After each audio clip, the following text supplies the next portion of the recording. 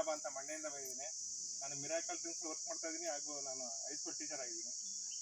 ನಾನು ಇಲ್ಲಿ ಪ್ರಪ್ರಥಮವಾಗಿ ನಾನು ಥ್ಯಾಂಕ್ಸ್ ಹೇಳಬೇಕಾಗಿರೋದು ನಮ್ಮ ಸುರೇಶ್ ಸರ್ಗೆ.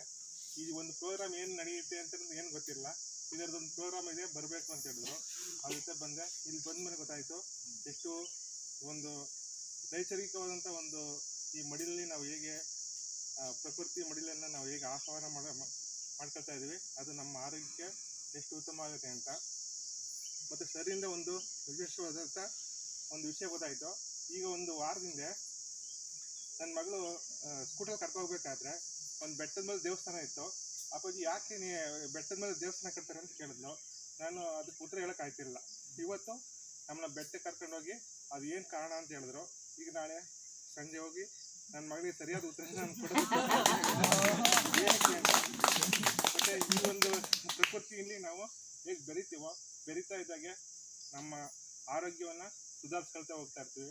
ಅದರಿಂದ ಪ್ರಕೃತಿಯ ಮಡಿಲಲ್ಲಿ ನಾವೆಲ್ಲ ಬಾಳೋಣ, ಬದುಕನ್ನು ಸಾಕೋಣ ಅಂತ ಹೇಳ್ತಾ ನನ್ನ ಮಾತು ಮುಗಿಸ್ತೀನಿ.